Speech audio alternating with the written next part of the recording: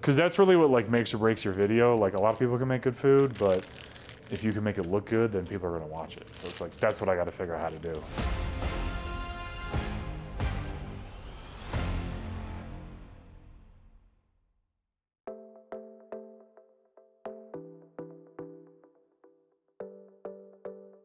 Filming cooking videos is not very efficient, but it's fun, man. You learn the process. I've gotten way better at it, I'll tell you that much. It's cacio e pepe, which is a pretty traditional, I think, Roman pasta. It's basically 3 ingredients: pecorino romano, black peppercorns, and then just spaghetti. Oh, that failed miserably.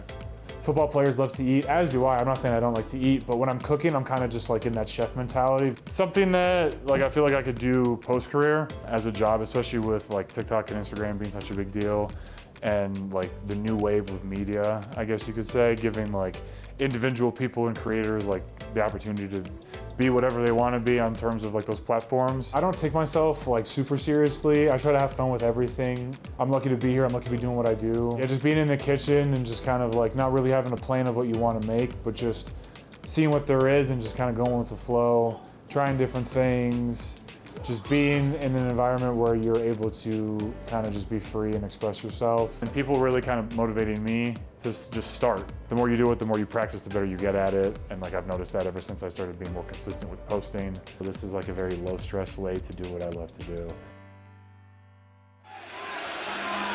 Play action. Arbuckle has a man wide open, and it's Ryan Hunter for the touchdown.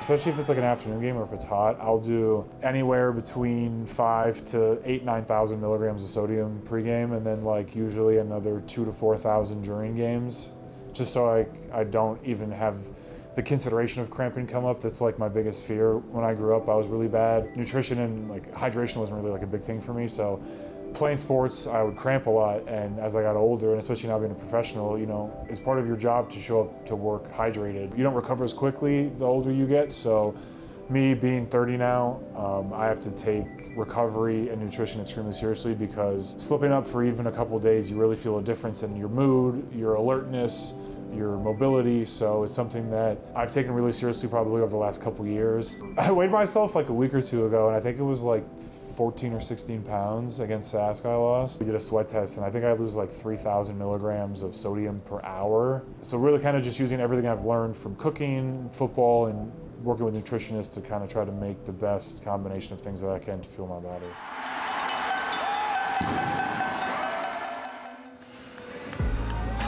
I think the typical understanding of football strength and conditioning is based on the position that you play, you train a certain way.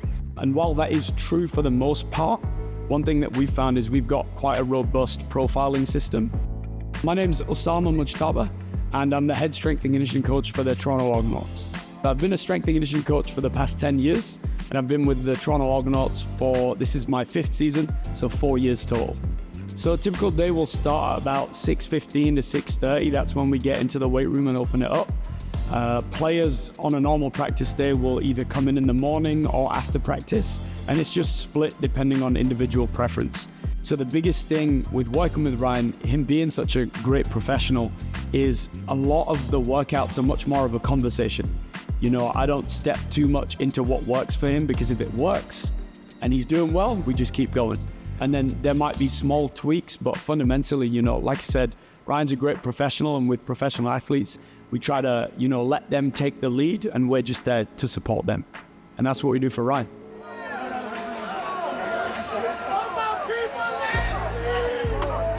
With personal experience, I know how much weight Ryan loses pre and post any activity. We started to figure that out with all of the guys.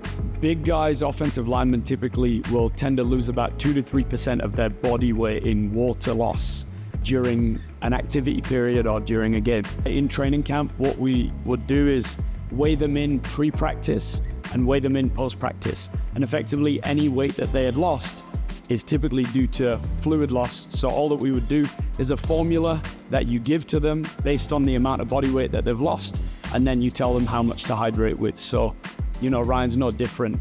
He understands that, and as a result of that, just weigh in pre and post, figure out how much fluid you need to intake, and then go from there. he's very reflective on his performance. So if he feels like he didn't do as well as he could have, you're going to see that change in him first. He's going to come in the next day and really try to work on, what he needed to be better at. If he has a great game, he never gets high and never gets too low.